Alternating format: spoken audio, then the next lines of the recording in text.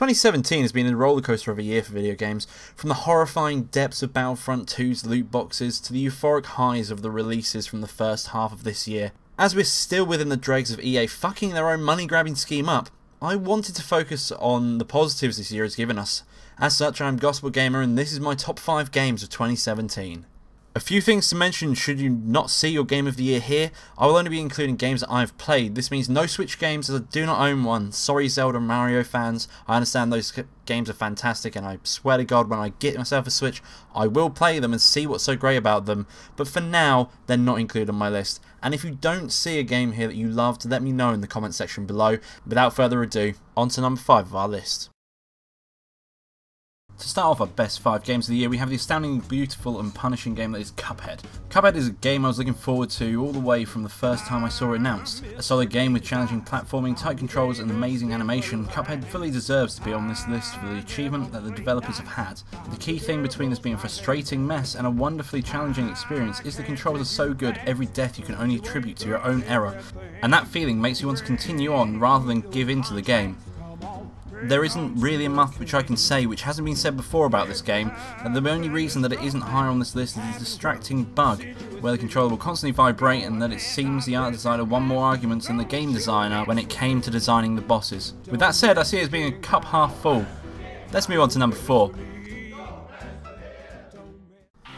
At number 4 we have Yakuza 0. A game from Sega, my personal publisher of the year. Yakuza 0 tells the origins of 2 key characters from the series, Kiryu Kazuma and Goro Majima, with a compelling story that explains how each man became the Yakuza we know and fiery combat that even the most seasoned gamer will find both challenging and engaging. Yakuza 0 brings the curveball only a Yakuza game can. There are many games ranging from classic Sega games to a game where you work as a phone operator with the hopes of taking single ladies out on dates. The world is simply filled with things to do, meaning this game will keep you occupied and give you new things to do at every opportunity. When you aren't playing the story, you can always chill out and just play a classic Sega game, or you can always just hang out at one of the local bars, or even play one of its very good mini games where you run your very own hospitality bar.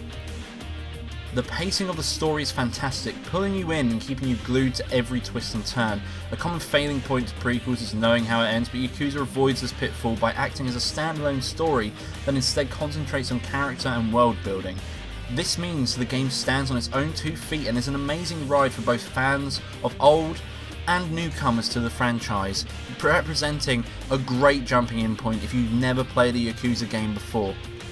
A ride through the main story will take you around 30 to 40 hours, but the well-written side stories and fun mini-games expect this to draw you close to the 100-hour mark. This is probably the most underrated game that's been released this year, with very little being given about it to the general public, especially very little nominations for awards.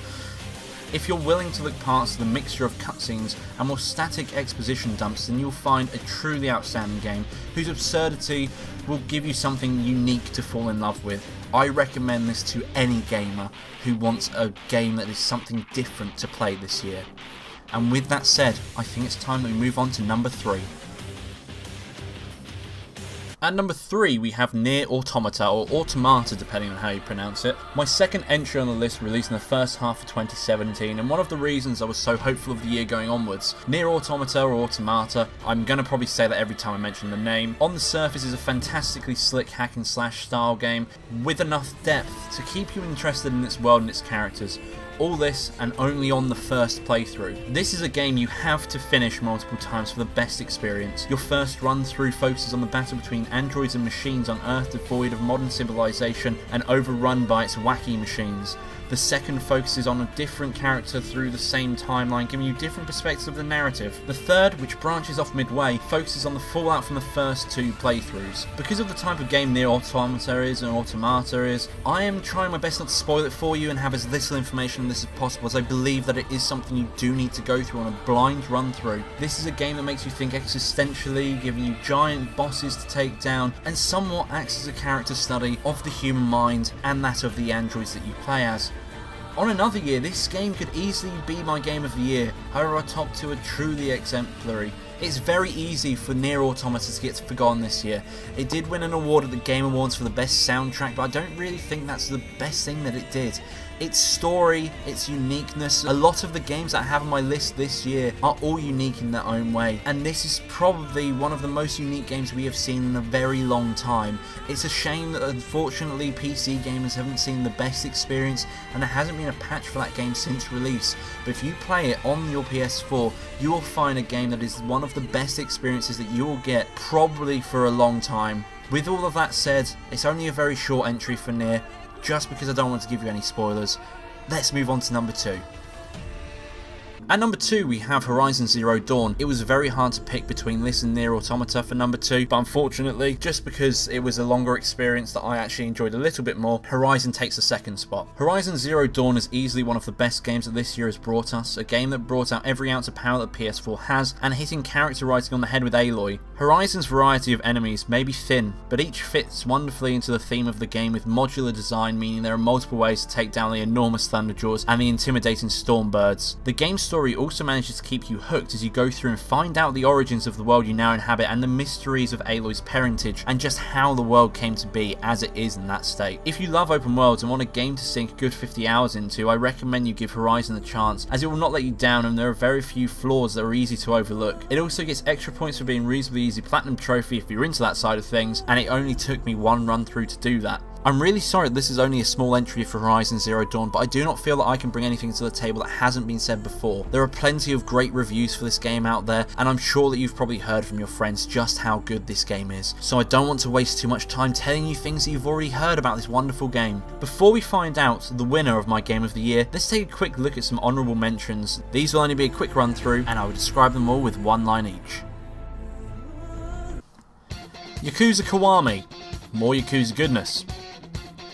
Hellblade Senua's Sacrifice, amazing sound. Danganronpa V3, more class trials, more Monokuma. Senran Kagura Peach Beach Splash, titty ninjas with water guns, the game. At number 1 in my personal game of 2017, we have Persona 5. What else could it be? Atlus and Sega truly hit this one out of the park. Persona 5 is a JRPG masterclass that has style unparalleled this year. With such a long and drawn out development, it could have easily backfired by not meeting expectations many had following Persona 4 and the original announcement. Instead, we got the best JRPG in years. The menus all use a trademark red and black colour scheme and are animated beautifully. It became clear the very moment you boot up the game that this will be a unique and gorgeous journey. If you need to know anything more about the way the menu systems look, people cosplayed the menu systems on their own, clearly showing that this has style which is unique to this series. The music in this game is truly outstanding, with another memorable soundtrack that blends seamlessly between battles and exploration in the normal world and within the metaverse. Every single character has their nuances and feel like real people. It's easy to fall in love with the cast due to just how relatable their tales are, from downtrodden and angst-filled to anxious and unconfident.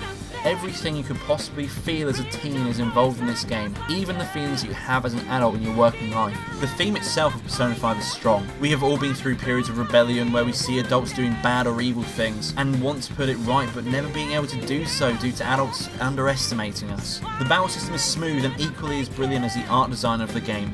The game standing out by its daunting boss battles taking cues from the 7 deadly sins. Each boss is unique to the game itself. For example, you have the very first boss fight against Kamoshida, the lust version of himself in the metaverse. It really does work, and every single one of the bosses is unique and they feel like they epitomise the character in their design. It's very hard to tell you just how brilliant this game is without spoiling it for you. This is a must play if you enjoy JRPGs, and even if you don't enjoy JRPGs, it's the culmination of everything that makes them great will make you want more. This game is a fantastic introduction to what makes JRPGs fantastic to everyone else. If you genuinely have never played a JRPG, this is a great starting point. You may feel lost at first with the things which it's throwing at you, but you will find beneath all of that, once you understand what you're doing, a fantastic game that you will truly enjoy and it will cherish. With this game, you'll find a truly unique experience, and having sunk 205 hours of my life into this game, it cannot come with a higher recommendation from me. I have never played a game through more than once, but this had me playing it 3 times. This game is deserving of my Game of the Year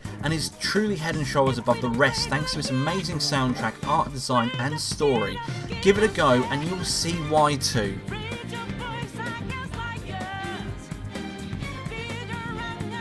And that's my list of top 5 games that have been released this year. If you didn't see a game here you loved from this year, let me know in the comment section below. If you liked this video, don't forget to hit the thumbs up and share this with your friends.